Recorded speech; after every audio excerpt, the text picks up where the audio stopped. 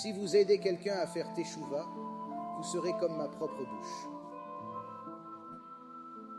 Que signifie cela? Selon Rashi, la personne qui fait du kirouv, aidant à la teshuva comme le rabbi Mizrachi, devient un porte-parole divin. Elle transmet la volonté de Dieu aux autres, agissant comme un intermédiaire céleste. Rabbi Zamir Cohen, Rabbi Eliyahu Nava, quelques rabbins vraiment bons ont travaillé les 20 dernières années à sauver des âmes. Leur dévouement est remarquable. Rashi explique que « comme ma bouche tu seras » signifie que la personne faisant du kirouv peut non seulement transmettre la parole d'Hachem, mais aussi annuler ses décrets. C'est un pouvoir extraordinaire accordé à ceux qui guident vers la teshuva.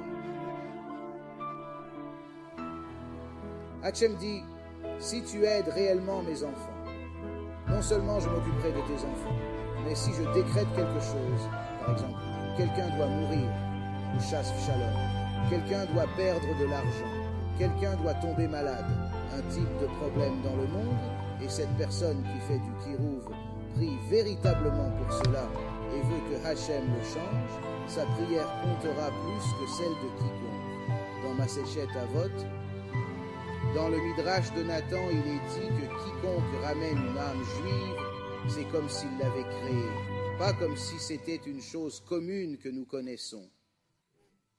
Quiconque ramène une âme juive, c'est acheter un nouveau monde. Vous savez, c'est comme si vous poursuiviez un juif pour lui faire teshuva, cela vaut plus de 70 ans.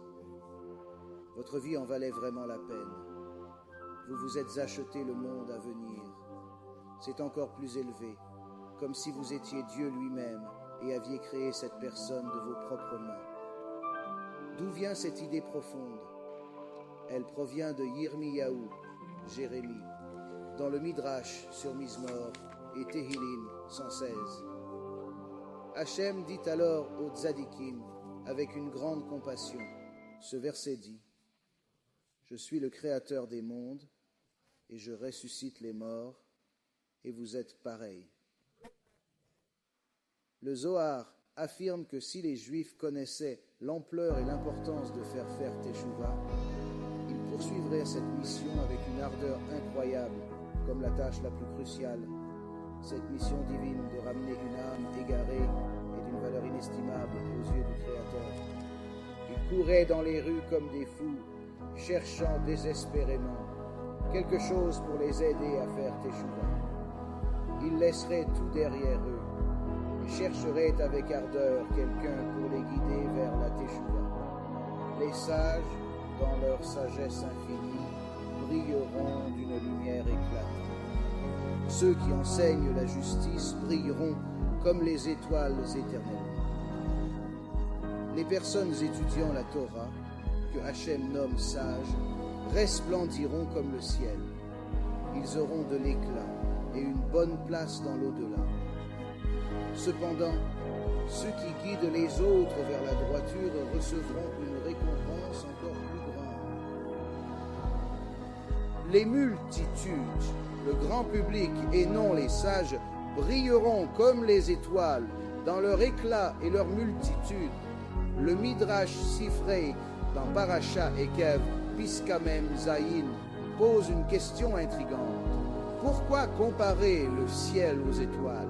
Cette interrogation nous invite à méditer sur le sens caché et la beauté de cette métaphore céleste, riche en enseignements. Les personnes qui amènent les autres à faire teshuva sont comparées aux étoiles, surpassant ceux qui étudient la Torah. Le plus haut niveau de Gemilut Chassadim est le Kirouv. Pour comprendre la fin des temps et l'ère messianique, les sages affirment que deux choses seulement nous sauveront. Qu'est-ce que Gemilut Chassadim? C'est un aspect crucial pour le salut dans les temps à venir. Notre argent, intellect, amis et famille ne nous sauveront pas. Seule la Torah et le Gemilut Chassadim nous sauveront à la fin des temps. La Torah implique son étude et son application, pas juste être un érudit inactif. Le Gemilut Chassadim représente la bonté. Ces deux éléments sont essentiels pour notre salut. La bonté demande des efforts. Il y a la tzedaka et le chesed. La tzedaka, c'est donner de l'argent à quelqu'un qui en a besoin. La bonté, c'est donner plus que de l'argent. C'est offrir votre temps, ce qui est plus précieux. Plutôt que de simplement dire à quelqu'un d'écouter tel ou tel rabbin, il faut donner de soi-même.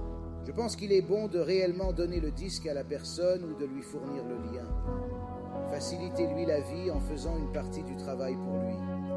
Ou, au lieu de simplement donner des indications, accompagnez-le réellement. C'est cela la bonté. Le plus haut niveau de bonté est le kirouv. Le plus haut niveau de bonté est d'aider quelqu'un à faire teshuva. Une fois, une personne de Kirouv est venue rendre visite au Rav Ovadia. Le Rav Ovadia était connu non seulement pour être un immense talmid, un gaillant exceptionnel et pratiquement le Gadol Hador. Sans aucun doute le Gadol Hador et aimé de tous. Le Rav Ovadia aimait Am Israël comme nul autre, avec une passion et un dévouement incomparable. Il accordait une attention particulière à chaque juif, qu'il le connaisse ou non, proche ou lointain. Cependant, il était aussi très précis avec son temps, devant consacrer suffisamment à l'étude de la Torah. Une fois, une personne de Kirouv est venue le voir une demi-heure avant Minha. Il s'est assis pour lui parler, mais son assistant l'a interrompu.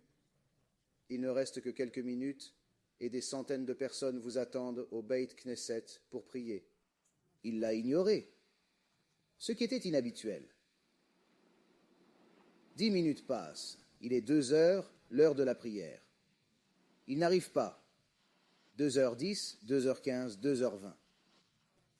Il ignore tous ceux qui viennent. À 2h20, il répond enfin à son assistant, disant « Écoutez, selon la Torah, cette personne qui aide, il n'a jamais dit qui est cette personne, donc je ne sais pas qui c'est.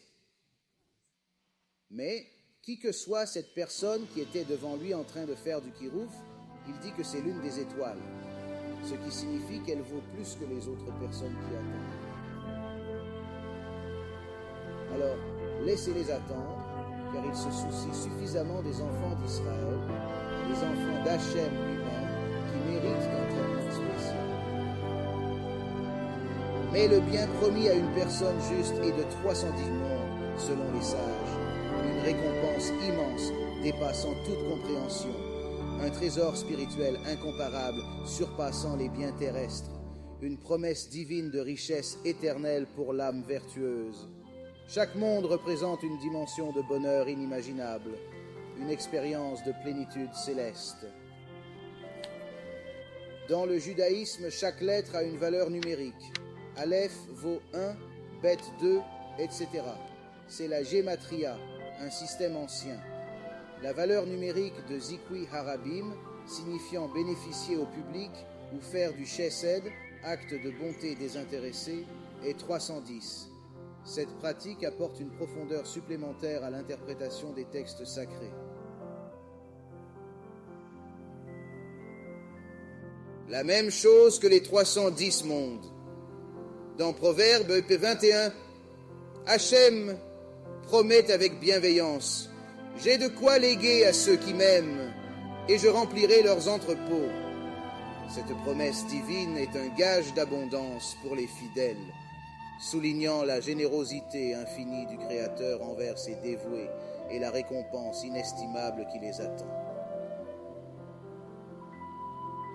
J'ai de quoi léguer. Léguer, en essence, en hébreu, est appelé yesh. Et yesh, la valeur numérique de yesh, est 310. C'est fascinant, n'est-ce pas?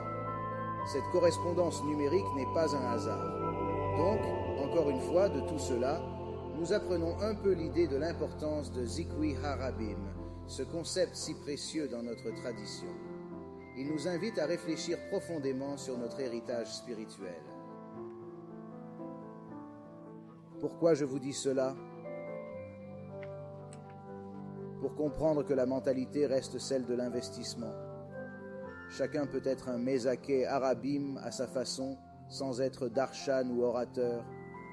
Un petit investissement peut avoir un grand impact. L'essentiel est de trouver votre manière de contribuer, quelle que soit votre position. Cette approche permet à tous de participer au Mezakeh Harabim selon ses moyens. Si vous ne pouvez pas parler mais avez de l'argent, contribuez financièrement.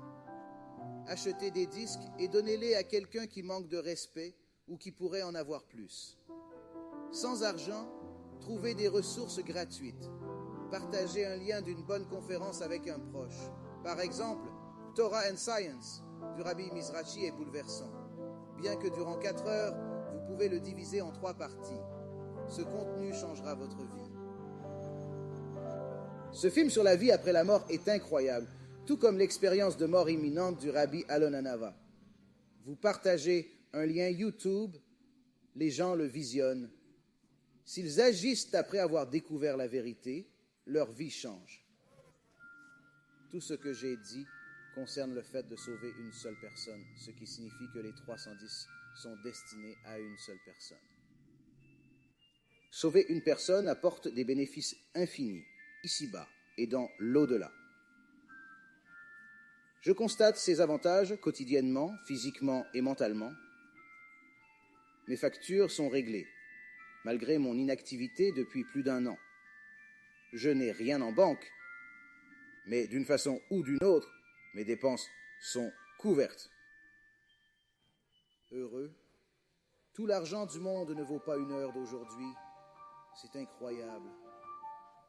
Ce désastre que je croyais insurmontable est devenu la meilleure chose de ma vie. Ma santé est presque parfaite maintenant, surtout comparée à avant. Il reste quelques soucis, mais pouvoir vous parler aujourd'hui est un miracle. Je sais que cela fonctionne réellement. Je suis l'exemple. Les histoires varient. Certains sont morts et revenus, d'autres se sont réveillés avec une vision. Mon histoire mêle millions, mystère médical, désastre et miracle.